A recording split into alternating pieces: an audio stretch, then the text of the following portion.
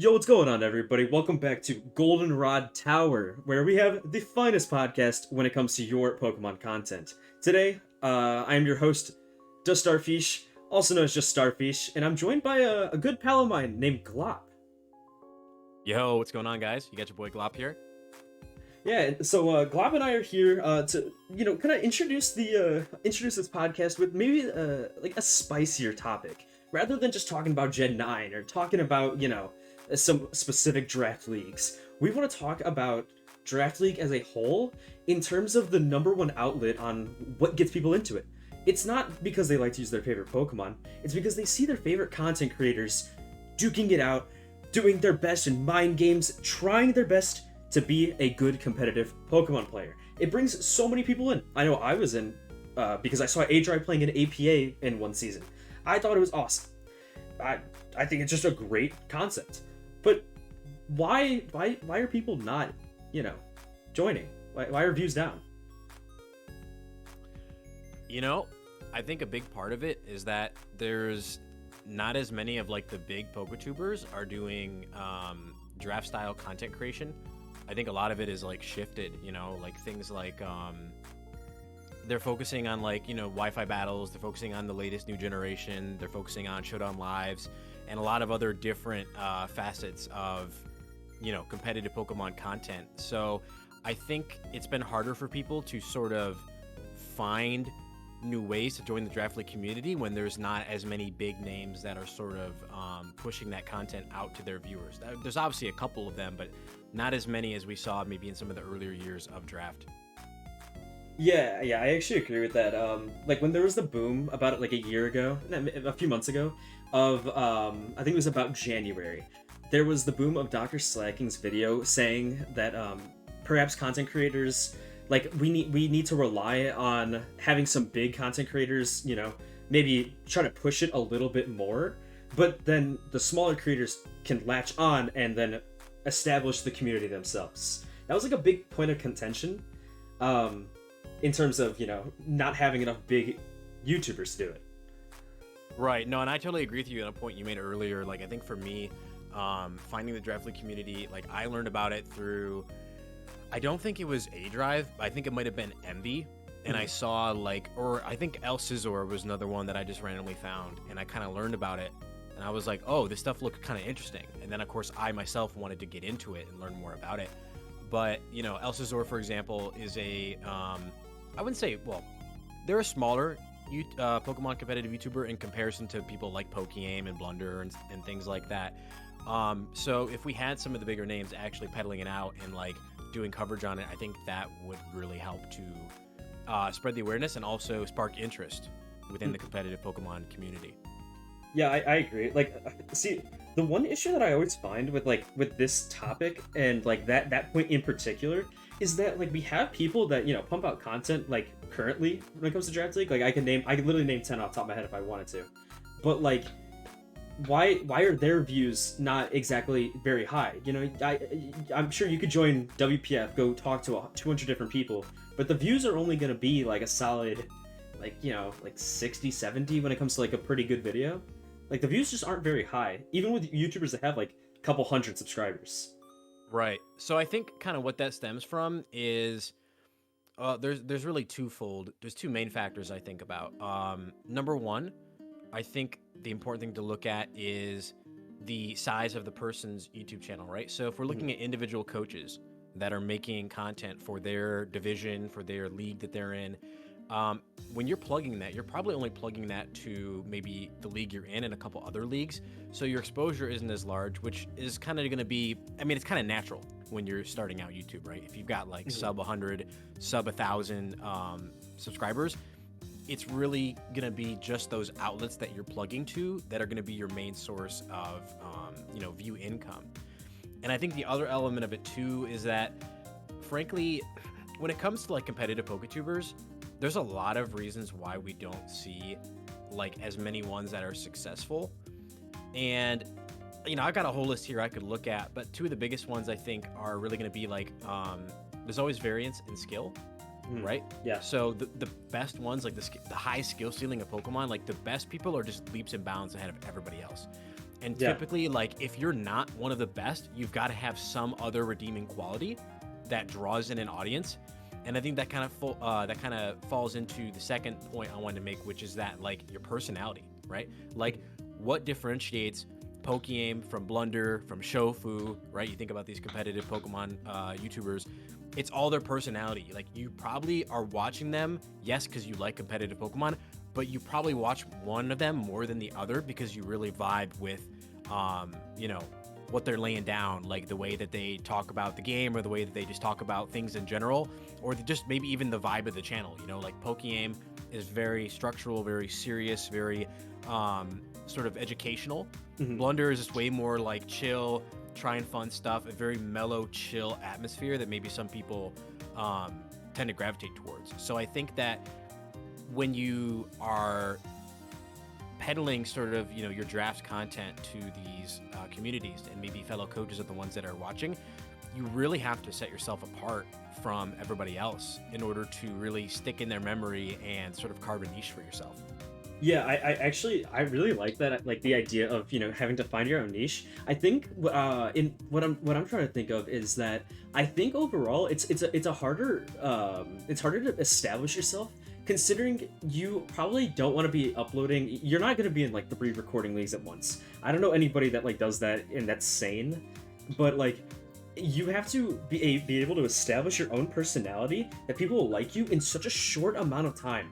On top of having to get people to click on one of your videos, you're maybe say you're in 2 recording leagues. A lot of people that I knew that did recording leagues were in like 2 at a time, right? What, like, how are you going to be able to say, all right, I have to be able to show you my team, do this battle, win the battle, be entertaining, all within 2 fucking videos a week? You have to be able to do that. And it's like, it's hard. People say consistency is the #1 thing, but you can consistently upload the same videos, you know, every week. Every match is going to be the same. It's going to be you bringing 6 Pokemon. 4 of them will be the same. 2 of them will be a bit different. But like, how are you about to establish yourself? Like, you can't. I think it's Dreadly content is almost set up to fail if you don't already have an established audience.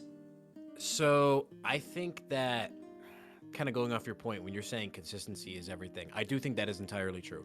I will say, having experience running a YouTube and also my own Twitch, I have seen that when I am consistently uploading videos, when I'm consistently doing streams, that the viewership will steadily rise. The number of views per video will steadily rise.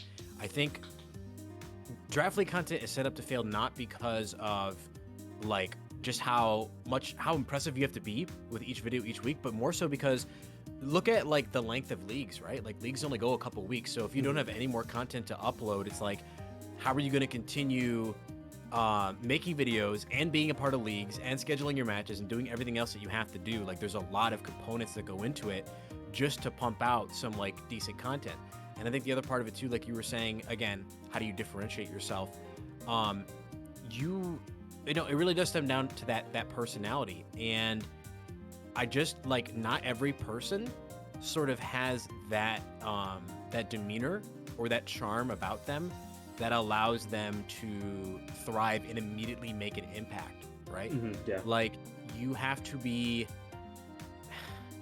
I wouldn't say like 1 in a million, because that's definitely not true. But I mean, if you're just coming in with like a cookie cutter explanation, I brought this Pokemon because it does well into this Pokemon, right? Like, obviously that's good and that's educational and it'll teach people things, but you've got to have like extra little The things unspoken that, riz.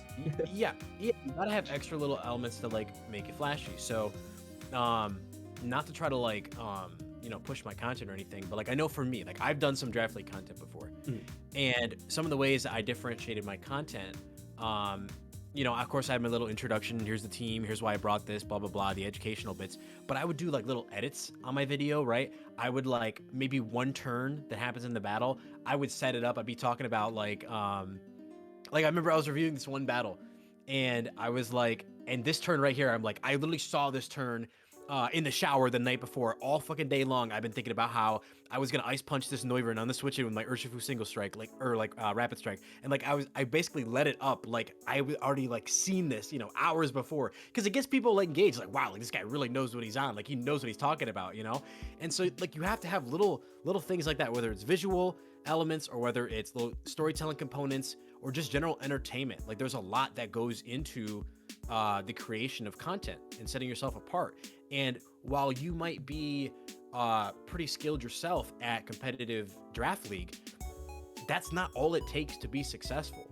Unless you're like the best draft league player in the world, you can't just be a carbon copy of another content creator. You can't just use the same cookie cutter formula and expect that, you know, you'll be the one to find success. Success is something that is stemmed, like you said, from consistency, but also from there is like an inherent skill that comes with it. And in this case, I don't necessarily mean your skill in the game, but I mean your skill in marketing yourself. Mm-hmm.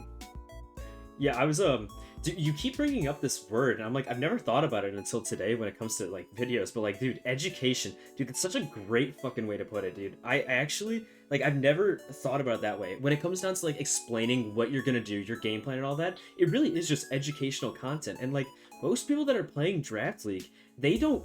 I'm gonna be real. A lot of people don't care.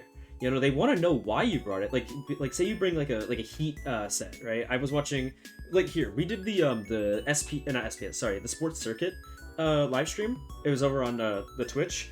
We Glob and I were in that VC, and somebody brought an Ampharos, and it was a defensive Ampharos that just was the MVP of the game. But like, and maybe that set needs to be justified at one point. But when you say educational, you're correct. You are literally teaching people about, hey, this is why I brought this set in particular, and this is what I'm gonna do with it. And if you do, and you brought up like extra entertainment on top of that, I don't think people are trying to turn their educational pieces into entertainment, because entertainment doesn't only stem from you just sitting there thinking. It comes from like almost like a spur of the moment or a very planned structure of trying to throw in fun elements on top of that. It's like, for my American students out here, Kahoot in class. You know, if you guys have ever played Kahoot in class, your teacher's turning it into a game. You're still just doing trivia on your own, you know, on the assignment, but you're learning, but you're also having fun competing with each other. There's like no stakes for a viewer that, you know, to like want the person to win. The reason that like big content creators like Pokeaim, when they're in like what was it, the WBE, whenever he would like do well, people aren't rooting for his team to win. They're rooting for their favorite YouTuber, their favorite PokeTuber to win a game. If you don't have like an established audience, I don't think you can work off that carbon copy like ideology. I think you have to find a way to establish something and then have people try to root for you. Right, exactly, yeah. And I think part of it too, kind of stemming when you were talking about the education element of it, that in and of itself is another skill set, which ultimately is a barrier to whether or not you will succeed. Because, you know, there are people who might know why they brought certain sets, but the problem is they're just not able to effectively communicate it to the audience. And what you got to consider, right, is sure, if you're plugging your Draft League content in the league that you're competing in, you're fairly safe in assuming that most people will know what it is that you're talking about. But you also have to consider the other element, right? And that is that there is a chance, God willing, through the YouTube algorithm or whatever the case is, that other people will find your content. Maybe they have some form of interest in competitive Pokemon. I know while scrolling through YouTube, have been recommended videos from other content creators who are in some other league, right? And the thing is, you have to tailor your education part of the video. You have to tailor it in such a way that it not only makes sense to people who know what they're doing, but also to make it palatable and digestible for people who are maybe new or have very little at all exposure to competitive Pokemon, right? So you have to be able to be succinct and also put it in language that anybody could understand. Anybody who's at least played the Pokemon games, even if it's just in-game, right? Yeah. Like they'll know some of these things, but you have to be able to communicate it that way. And that's a really tall order because frankly, not everybody is an effective teacher, right? Yeah. Like they might have maybe they are a little bit squeamish when it comes to like speaking and getting their sentences out, right? Or maybe they don't know the right words or way to phrase things to make it digestible for a wide audience, not just this specific niche, the draft league community that you're peddling to, but also to anybody who might happen to stumble across your channel. Yeah. And so, having that ability to do that is one of those things I feel that will set you apart from the other people making the exact same videos week to week. Yeah, like I think yeah, you mentioned like the whole plugging it to like, your own servers. Which I'm gonna be real, that's what most content creators do when it comes to Draft League. You're plugging it into the ecosystem that you are already a part of. You're not interjecting yourself anywhere else. So if you are plugging it to people that just play Draft League, whether they're people that are interested in joining DPL, or if it's people that are just doing a little like a for fun league, not everybody is gonna want to click on your video to have the the educational portion of like you trying to explain exactly what you're doing. So it's really hard for people to branch out and plug their content into newer areas while also knowing exactly who they're marketing to. Target audience is the number one thing for everything. If you write a paper in school, they're going to tell you know your target audience. When you're marketing something, if a new product, know your target audience. You have to know exactly who you're trying to talk to. So if you're in like a little middle area of like trying to explain your sets to people that already understand Draft League, like you can say, I'm bringing Specs Dragapult with U-Turn, Shadow Ball, Draco Meteor, and Shadow Sneak. Fuck it. Because it does really well in this matchup because of this, this, and this. I'm like, well, that doesn't explain like exactly what the Dragapult's job is trying to do to somebody that doesn't understand Draft League. So it's not enough for them to understand. But then it could also be, and if you do go into it, then you're over-explaining for people that already understand draft content. Well, so on that point, I'd like to kind of go ahead.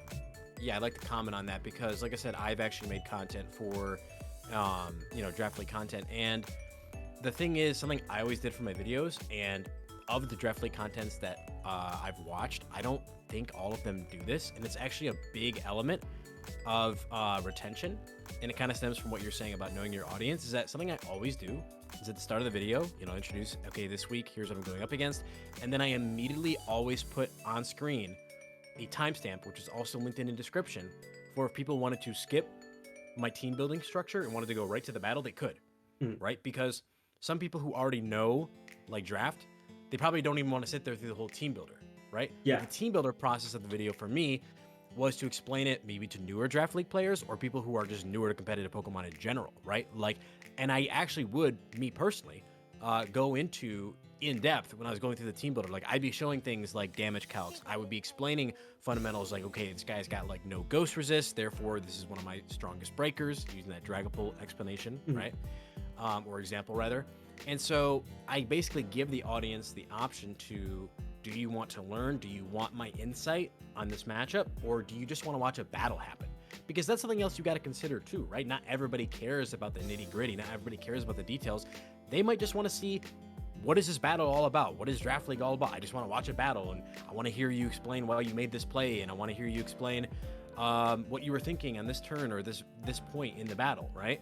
So I think part of it is people need to, and it kind of just stems back to, I don't know really how else to say it, being a good content creator. Like, there's a lot that goes into that, and that's probably why some people really struggle to sort of get their feet off the ground, is because there's so many things you have to be cognizant of beyond just your skill and your personality and your ability to communicate. Is also, like you said, targeting the right audience and knowing how to do that, right? The example I used, put a timestamp on there, right? Some people do not care about the team builder. They just want to see the battle.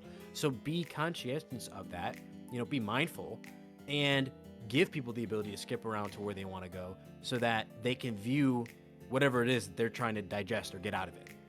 Yeah, actually, going off of that, so I think that's like an art that was forgotten of the whole of the timestamp. So like, I don't personally watch a lot of Draft League content anymore because, quite frankly, I don't really play that much Draft League anymore. In general, I'm getting back into being more active, but I took a long break. I haven't played in more than 3 leagues in over like a year and a half. It's been a while, and like a lot of old content creators, they would do like put a timestamp, say you go here if you don't want to watch the team builder, and other people would just make a whole nother video for the team builder because they checked the analytics and said, well, nobody watches this, so I'm just not going to put it in the video anymore.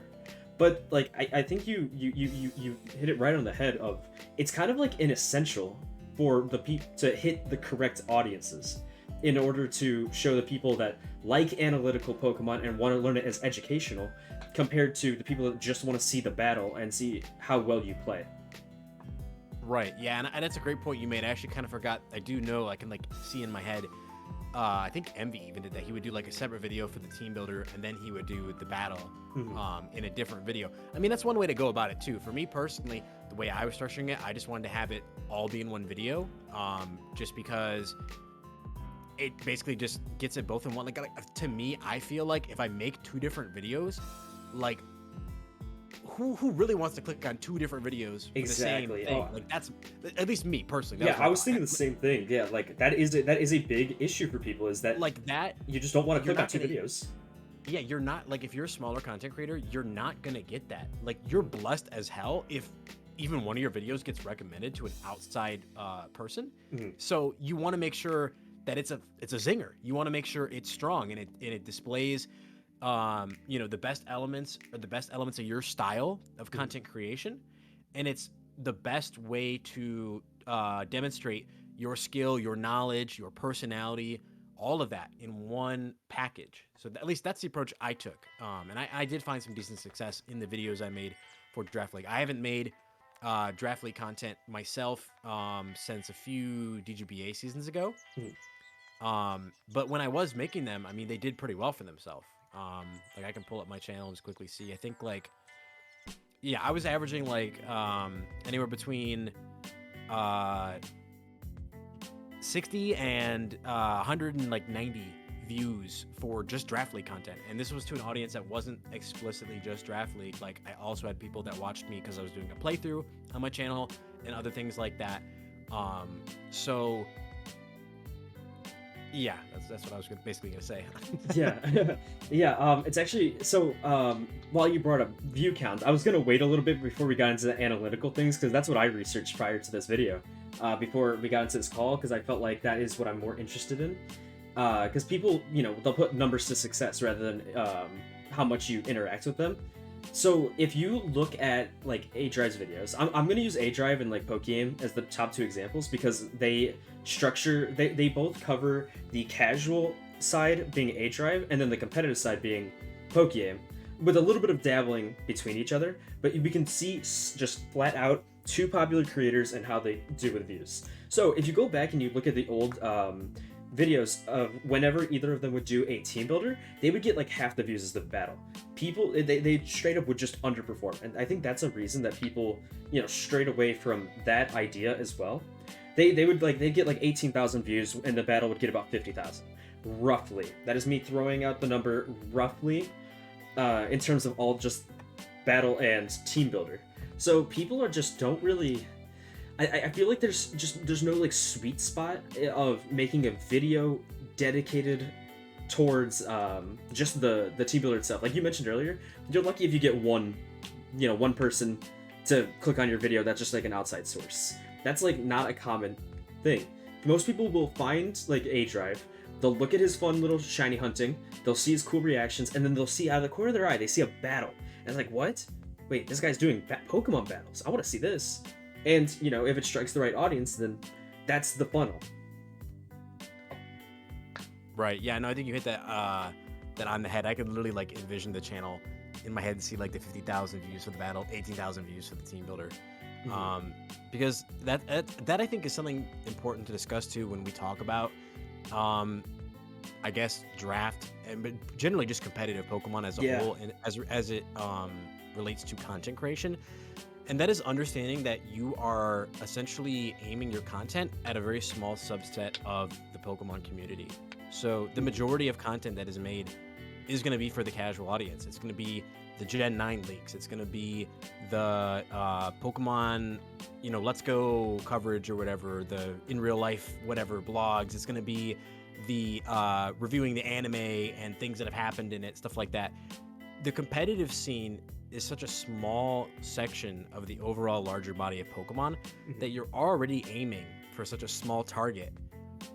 and then it becomes tenfold when you have to aim even more precisely, because like I said, you have to differentiate yourself from other people. So we're talking about such a small subset of people who will actually be able to find success in it and make an impact. And I guess that's why maybe people feel like the draft league content is dying, because there maybe just aren't the right individuals who are able to do the job and do the job efficiently. By that I mean, racking in lots of views and gathering support, gathering viewership, and also, like you mentioned way earlier, the lack of larger creators making those style of videos anymore. It doesn't really happen, like you said.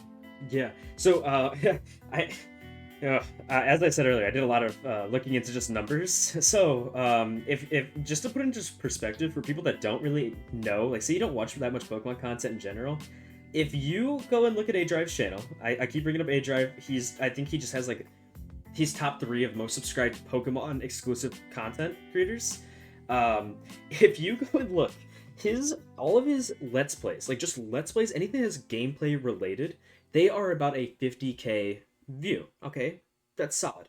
If you go look at anything that is a leak or like a reaction to shinies, something like that on his channel, mainly the leaks though, it is over 100,000 views, going up to like just stupidly high. He gets crazy amount of views on just like talking about leaks, like even if they're fake. He doesn't care if they're real or not. You can just, he makes a video on it in case it is real, and it brings in all the views. That is not something that like you're gonna have access to if you're just doing like you said, a subsection of Pokemon. You're gearing towards a smaller audience, and therefore you're going to get less views. Considering if you look at let's say Pokemon this time, he gets about 30,000 views per good video on his just his OU battles and stuff. But then if you go and look at somebody like Pokemon Challenges, another Pokemon creator, but that he only does Nuzlocke, he's the king of Nuzlocke. If you look at all of his content, he gets like over millions of views. He has like a couple of videos with like 5 million views just by reacting to Nuzlocke content, which is just a subsection of Pokemon creation. Right. And I think kind of even to take it one step further, you have to look at the bigger picture of competitive Pokemon, because even within competitive Pokemon itself, there are smaller niches, and unfortunately Draft League content is one of those smaller niches. And you look at the larger strata, you're looking at Showdown Lives, you're looking at tournaments, Smogon stuff, you're looking at Wi-Fi battles, you're looking at like ROM hacks, like big names, think about like Rejuvenation, Reborn, stuff like that, Salt videos, okay? Mm-hmm. And then of course there's Draft, right?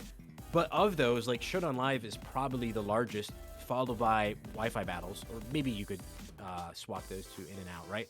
I would say ROM hacks and Salt videos take even greater precedence over like draft format tournaments, and sometimes even Salt videos have more views than Showdown Lives. Yeah. I mean, if you look at like Temp6T, you look at his channel, like he gets literally hundreds of thousands of views per video, because even if you're a casual person, you probably know about Showdown's existence, and more so than that, anybody, regardless if you like Pokemon or you like first-person shooters or whatever the case is, people like seeing other people get mad at games, right? Yeah. So, like, that sort of content reaches a much, much wider audience on average than something so specific as, hey guys, I'm here doing content on the DGBA Season 9. It's like, dude, like, nobody knows what that is. Yeah, it's like you're doing a school report. Right. Like, it's so fine tailored, whereas there are other forms of competitive Pokemon content that are just much more broad and reach so many more people. So that in and of itself also, I think, presents a challenge when it comes to sort of making a name for yourself when you're making such overly specific content. Mm-hmm. Like, it's so. Speaking of all that, I forgot to mention on Pokemon Challenges. So I mentioned he had like a 5 million view of just him like reacting to people raging about like Nuzlocke and stuff and losing their Pokemon. One of his worst performing videos of recent times is actually a $5,000 random battle tournament that he hosted. But it's not really his content. But if you look at exactly what's in it, it should realistically be top 5 of his videos. He had co-commentators of Smallant, very, very large, about 2.5 million, that does a lot of Pokemon content. Ludwig Ogren, one of just the biggest he's one of the biggest just booms on YouTube. In the past year, he's gained about like 2.1 million subscribers from just being funny. He was a co-commentator in there. Then you take another creators, smaller creators like Pokegame is in there. You literally have a collection of people that are insanely funny and people that are insanely good at the game, all wrapped into this one thing, and it got about 500,000 views, which I'm not saying that's bad, but compared to everything else, he had all of those people, and he still wasn't able to like crack, one of his upper videos. Right, yeah, I'm kind of glancing at his channel right now, and I mean, I'm seeing things like his average Nuzlocke videos. Like, those are where, the vast majority of his views comes from. Yeah. So the fact that you said, like, all those big names, you would think, like, oh, this is going to be a banger video, this is going to be a recipe for success. But unfortunately, it's not, because we have to accept the reality that there's just not as many people that are into competitive Pokemon as there are into the casual side of it. Yeah. And so... yeah, there's just so many barriers, I feel like, for people when they're trying to create content like that. But sort of my overall feeling on it, of everything that could possibly go into it, I do genuinely believe that your personality and your method of presentation and the work you put into the video, all of that really is going to determine whether or not you succeed. And here's kind of what I mean by that, right? You don't even have to be that good at the game. You could be a very average coach, very average draft league player, very average competitive Pokemon player, right? Mm-hmm. But if that's the case, then your personality's got to be fire. Like, you got to be so unique. Your style's got to be one of a kind, right? A diamond in the rough type of thing. Mm-hmm. Because that's the only way that you're going to set yourself apart from the greats or the already existing, larger communities or spheres of influence. You have to be something special. Otherwise, what is the difference between your video and the coach who's also in your division's video? Like, there's not a lot of differences, right? Yeah, so, why would somebody want to click on your video when they could just watch the other side of you? Like, the other side of the same battle. You're literally directly competing with the person that you're fighting against, of a clash of personalities rather than just a clash of skill. Right. And if the goal of a league is just for everybody to make content and, like, excuse me for this, if the goal is for everybody to just kind of like circle jerk each other's content creation, like, that's all fine and well. Like, yeah, you'll gain some subscribers and views along the way, but if you have greater ambitions for your content than just, the market of what's in that one, let's say maybe just that one league, then, like, you got to be extra. There's got to be something extra. You can't just try to, like, follow a recipe for success and expect that it's going to work out. You have to put your own personal flair in it. And I think a lot of that does stem down to obviously personality, but also your individual creativity. Because let's face it, man, like, everybody has different skill sets. You could take two people who are amazing, some of the best battlers in the world, all right? And the reality is, you put them next to each other, you're instantly going to be able to tell, which of these two guys is a riot at parties, which of these two guys is the type of person who's going to follow all the rules and behave, or which of these these people is genuinely somebody who thinks outside the box, or, they have other skill sets to bring to the table, right? Like, every person is so uniquely different. And unfortunately, that's going to make it very difficult for some people to really, get their name out. A video, you mentioned Ludwig, and I kind of want to bring it up because this doesn't exactly one-to-one translate to competitive Pokemon, but it does translate to sort of just the idea of content creation itself. And he did a video basically trying to find out if it's luck or not. Right? Oh yeah, I know exactly what you're talking about. Yeah. And so for those who aren't familiar with what I'm talking about, Ludwig made it a completely separate channel, a completely separate YouTube channel. He did some research on a topic, right? I think it was of a particular streamer and some sort of prop he uses, or a door. Yeah. I think it was Miskiff. It was right? Miskiff, yeah. And how the title was like, how a door made this YouTuber millions, or something like that. Millions of dollars, right? And he basically just, did research, took excerpts from streams, and added his own sort of commentary onto it, right? To illustrate why the presence of the door in the background of Miskiff's streams was so crucial and integral to his success as a streamer. And he paid like an actor on Fiverr or something to voice act the video so that you couldn't tell it was Ludwig or whatever, right? And then he went to Miskiff's stream, he plugged the video, he made like catchy little banners for his like Twitch profile and his YouTube profile, right? And he had Miskiff, watched the video on his stream, which obviously got him a lot of exposure. But just from that small exposure and from making one very good quality content video, that YouTube channel, the side YouTube channel he made, started just blowing up. Like he literally got like, I think over 1,000 subscribers easily just from one video. Now, obviously that's not going to happen to you. I don't think it's realistic that you're going to make a draft league video and plug it to PokeGame and PokeGame's going to pull it up on his stream or whatever, right? But it just goes to show that there's so many aspects that go into successful content creation. Knowing your market, knowing networking is a huge part of it, right? Your personality, all of these things, even just the title, like an art, there's so many things that go into it. And so I just feel like it takes a really, really special person to make that dream a reality. So I guess, where I go with this topic is sort of, it really just depends what your ambitions are when it comes to making content or draft league content, either one really. If your goal is just to, market to your homies in the league, then you can just kind of cheese it and go along, and that's fine. But if you really want to, get your name out there, draw in people from maybe other communities, or maybe draw in casuals from the Pokemon community at large, like, you really have to put your heart and soul into it. You have to bleed that passion. Yeah. I think at the end of the day, that is the number one barrier, number one roadblock that people are going to run into when it comes to trying to make it in, just try to, like, I know most PokeTubers I talk to, I used to be pretty close friends with a lot of them, a lot of the people that are, smaller, sub 1,000 views, like, they are the most consistent people. And I listen, you guys know who I'm talking about if you're listening to this. With all differences put aside, I really respect the hustle and the grind you guys put into your videos. I really do. You guys put very consistent videos. You put in effort. You spend money on your graphics. You want it to be something great, and I don't think that there's an issue with that whatsoever. I think it's just that the formula is not specifically solved in any way. I think everybody, I guess this is my voice as somebody who used to try to make content that fell out of it, that didn't stick with it, to everyone that is sticking with it. I think you need to just try to find what your true niche is and work towards just finding the people that want to see that.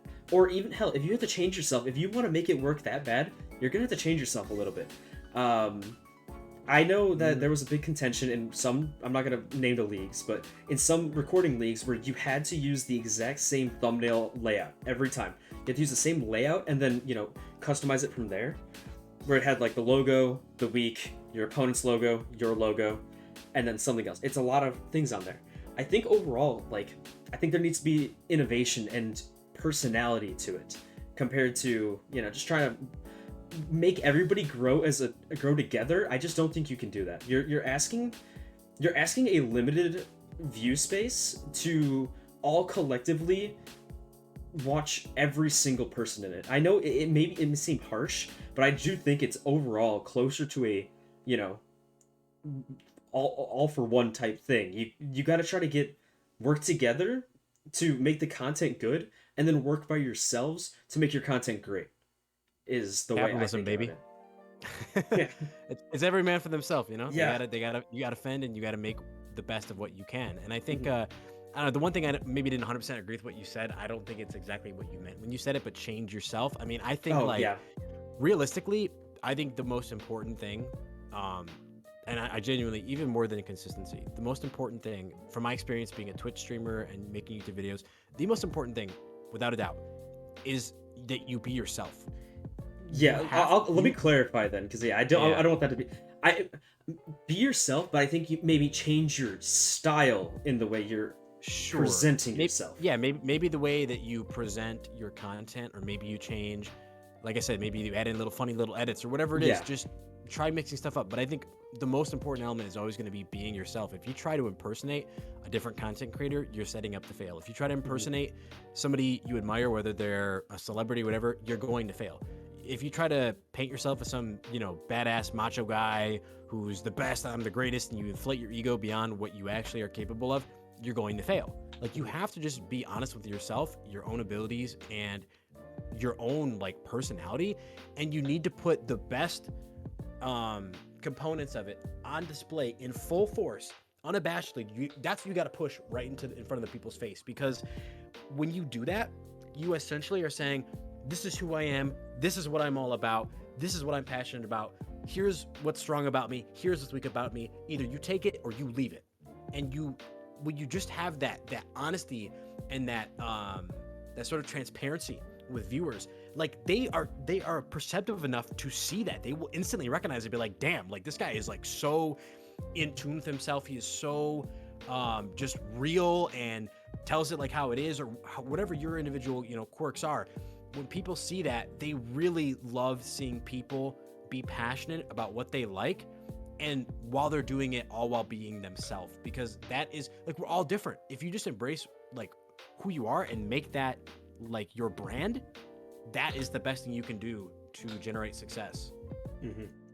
So I guess I think I'm pretty, like, we covered basically everything, whether like that ranges from, you know, what makes content good to why it's harder to make yourself stand out in a sea of a growing, I'll say it's a growing community. It's not a large community, even though it's been here for a while. Competitive is still growing. Once there's like a breakout into a mainstream, like I'm big into chess. Chess got a fucking blow up during COVID because, you know, a few guys were like, oh, I want to play some chess, fuck it. Among Us blew up because Soda Poppin', a big Twitch streamer, said, hey guys, we're gonna play this game today, and it blew up. It's all like, I truly believe in the Pokemon community to have a blow up in terms of competitive play. I really do. I believe it will happen one day. And the people currently that are working towards it are the stepping stones. You guys are laying the foundation for something great. But I guess I have one final question for you, Glop. Like what you think about. Sure. Do you think there is anything that we could do right now that just we are completely missing for when it comes to content creation? Do you think that, like, we were talking about plugging earlier, do you think that there should be like one main hub when it comes to plugging, or like, and try to get people to maybe look at that, or because right now we're throwing videos into a plug chat that people have muted at all times? Like, do you think there's something that we can do to push content creation to have people maybe give it one more chance? Because I'm like, I do think I feel like there has to be something that we're missing in terms of that, but you know, it's hard to find it. I'm in silence because I'm thinking about what you said. I really want to. Yeah, then while you think, let me know when you think of something, because I actually have a kind of a thought. We were talking about. Oh, go ahead. I do have an idea. Okay, go ahead. You know, I think what it's gonna take is people being, again, authentic with themselves and who they are, because that translates best to any kind of audience. And I think even beyond just the the draft league servers where you plug stuff, you got to be willing to like share that with everybody, right? So the reason that things become trendy, the reason that things grow in popularity, is because they reach such a wide audience. And honestly, some of the best stepping stones are those close to home, right? So I know for me, when I started doing YouTube content and Twitch, like my mom and my dad would come to my streams. And like my mom and my dad are in their like fucking late 60s, early 70s, but they would hop on their computer and like go to Twitch and like watch what I'm doing, right? And that's because I'm so like confident in what I do, and I love like bleeding out that passion so much. I don't mind sharing that even with like my parents, right? Like when you do that, right? If people, let's say people come to your stream or they come to your video and they see that like your parents are commenting on your video, they're like, dude, that's so cool. They'd be like, I could never share that with my parents, right? Or maybe I'd reach out to some friends and be like, dude, I'm creating content, like, homie, can you come by? Can you drop a like? Can you drop a comment on it? Like, that would mean the world to me, right? You have to like put yourself out there. You can't just drop it in one little chat in a league and then when you don't get the views be like, what the fuck? Like, you have to really want it. Like, you genuinely got to put yourself out there. You be like family, friends. I know people will meme about this, like, you know, on YouTube videos, they'll be like, make sure you tell your grandma and your dad to like the video and subscribe and shit, right? But like, no, you genuinely have to be willing to be that sort of to market to everything and to like every person, like whether they're family or friends or strangers on like Twitter. Like I would post my videos on Twitter because like the main community I have on Twitter is like mostly like local Smash Brothers scene, but like there are people that would come out from that and they would check out my content too. They'd be like, oh, this is pretty interesting. Like I don't really fuck with competitive Pokemon, but like you made this pretty interesting. I got a laugh out of the video or whatever, right? Yeah. Like definitely the biggest obstacle is that you're narrowing your focus too much. Especially this really is true for Draft League. If you're just plugging in Draft League channels, like that's an L. Like you gotta take it to your Twitter. You gotta take it to you know, other sources.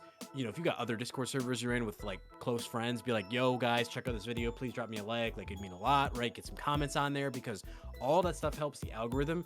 The algorithm is going to dictate where that video goes and who all it reaches. Yeah, like I guess my final point that goes along with all of that is we mentioned earlier Ludwig and Mizkif, just two big creators in general. Mizkif came out with a video saying like how to make it big on YouTube and all that. Which, and you know, some things were maybe a little inflated, but one thing he said was just so true that nobody ever brings up. You have to integrate yourself with communities. Not only just Draft League community, because obviously you're already in that. If you're making content creation, you're already in the Draft League community. All right, we already know who you are. So if you want, you need to find other creators, like hell, people that are bigger than you. You need to go and try to help be active and help grow their community and become a member of more communities. Because like you mentioned with your Smash scene and you got people to come check in, you're in another community and you're blending your culture with another one. It's called cultural diffusion. It's a term in sociology. You are taking your culture, you're spreading it somewhere else, and it starts to merge. You start bringing more people in, and maybe you start joining other communities. You expand as a person. So if you just take your time and say you see Pokemon challenges live one day, right? You go in there, say hi, say what's up, man. Go join his Discord, go talk to people, go meet new people. You're making more connections. That's so funny you say that. I actually have an amazing, like, close to home point on what you just said. Because literally, I think it was just 2 days ago, my buddy Vidge, he's in Smogon. I know him through that. He started doing YouTube videos, and he recently sent me a DM. He's like, yo, he said, Glop, I found this is really interesting. He said, so I noticed that my YouTube video from a few weeks ago randomly got like 20 views more. So I had to look at the analytics. And he sent me a screenshot of the analytics, right? And he said, so it basically says proportion of total traffic, whatever, right? And 4 of the 5 videos that led him to, or led people to his video were Freeze Eye videos. And they might be wondering, okay, why is that relevant? Well, on one of Freeze Eye's recent videos, my boy Vidge dropped a comment, and it just happened to be the top comment on the video, and I think it got pinned, right? So just because his name was pinned in a video by a larger content creator, people were willing to check him out. People actually like clicked on his channel and saw he had videos and were like, huh, like this guy kind of knows what he's talking about. Maybe I'll check out one of his videos. And just that got him 20 more views on one of his videos. And he's averaging only like, you know, anywhere between, you know, 30 and 100 views per video. You know what I mean? Like low numbers, right? So that's a pretty significant increase in viewership just from one networking decision he decided to make. So I think that plays exactly into what you're saying, right? Go be active in other PokeTuber Twitch chats. Go put yourself out there, comment on other, you know, Draft League content creators, or go comment on, you know, Poke and Blunder's videos. Like you might think it's such a small thing and that it doesn't make a difference, but literally everything you do, like, can make and can influence the growth and success of your channel, because people find each other through word of mouth. They find it through, you know, mutual contacts. In this case, for example, for my buddy, it was through Freeze Eye, right? People watch Freeze Eye's videos, so then they found his channel and they started watching some of his videos. That's just how you do it. Yeah, it's all about that networking, man. Yeah, at the end of the day, that's all it is you have to be able to find how to get your name out there, and marketing is the number way to do it. You know, nobody would know what Coca-Cola was if you didn't see a Coca-Cola ad. You know, coming from somebody who I actually worked in the insurance industry, I worked in sales for about 2.5 years, and you know, I had to learn that I wasn't just marketing my product, I was marketing like myself, like my personality, and like getting myself out there and meeting local people, making first impressions with them. Like that sort of helps build your rapport. You know, and in a similar vein, it's all about, especially if you're making content creation, dude, you're literally marketing yourself. Yeah. Because at the end of the day, yes, people are coming to you for the game you play or whatever it is you do, but they're also, once you really start building a fan base, they're also just coming there from you. That's why you see these big YouTube creators that they started making one kind of video and now they do something completely different, but they're still just as successful because over time, the people really just came to love and appreciate the person behind the magic, and they're willing to support that no matter what. It's all about marketing yourself. Yeah. I think that at the end of the day, that's the number one thing. But yeah, I think we covered everything that at least I was thinking about. Is there anything else you were thinking about that you wanted to, maybe put out there? No, I think we hit just about every point on my little talking point sheet here. I think we covered it all. I'm good wrapping it up with that, man. All right, yeah, then yeah, it's been honestly really fun. This is actually a lot more fun than I thought it was gonna be. I thought I was gonna, sit here just nerding out, just talking about, Blig, Pokemon. But no, this is really interesting, hearing another like point of view of somebody else who, actually enjoys talking about Pokemon content. But yeah, guys. Not to mention oh yeah, somebody who's been in the mix too. You know, yeah, like exactly. I've done Pokemon Twitch, I've done Pokemon, YouTube stuff like that. So like I know what it takes, I know what goes into it, and I know how to make that work. And so I'm glad that we were able to have this discussion and really analyze the success or the lack thereof between all these different creators and try to identify ways to help our community grow and help, like you said, get competitive Pokemon out there. Because that, at the end of the day, I think is ultimately our goal, is to have a much larger community to share this passion of ours with. Yep. All right, guys. Well, we're just gonna about wrap it up, but it wouldn't be fair to wrap it up without letting GLOP over here plug absolutely everything he wants to. So why don't you let everybody know, like, what do you do? For sure, man. I'll keep it short. So I've done competitive Pokemon for over a decade now. I started competing on like ladder and showdown and even Pokemon Online in early Gen 5. I've been a ladder fiend for over the years and whatnot, and I'm actually really active in the random battle sphere of Smogon. My Smogon account is GLOP. You can find me on there. I've been a winner of RBTT, which is the Random Battle Team Tour. So I got a custom avatar in Showdown. You'll probably recognize me if you run into Galopper.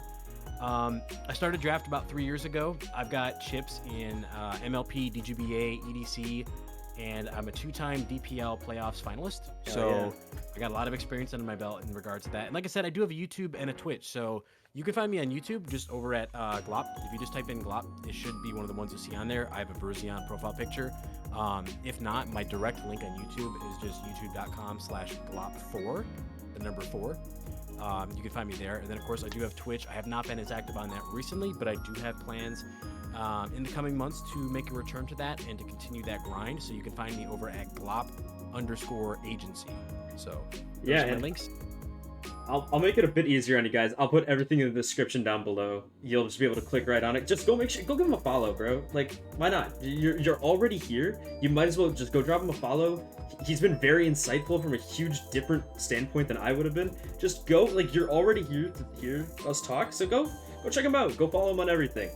I would appreciate it, guys. It'd be a pleasure to see you guys and maybe chat with you. Like I said, I do want to return to Twitch, and I'm always responding to YouTube comments. And I do have a Discord as well, where I'm fairly active in, and we still have a community that is talking every day about all kinds of stuff. So it'd be a pleasure to meet some of you guys and have some further discussions. Yep, and there we go. Make sure I'm gonna go join that right after this myself. But yeah, guys, thank you so much for watching, or I guess listening to the first iteration of Goldenrod Radio.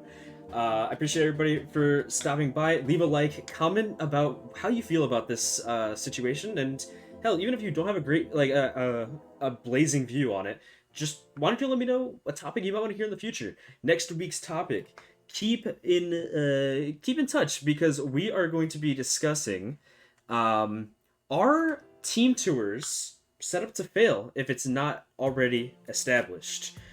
The guest for that episode will be announced, but yeah, it'll be out a week from today of you guys listening to this. So again, have a great day, everybody. Stay safe. It is a crazy, crazy world out there.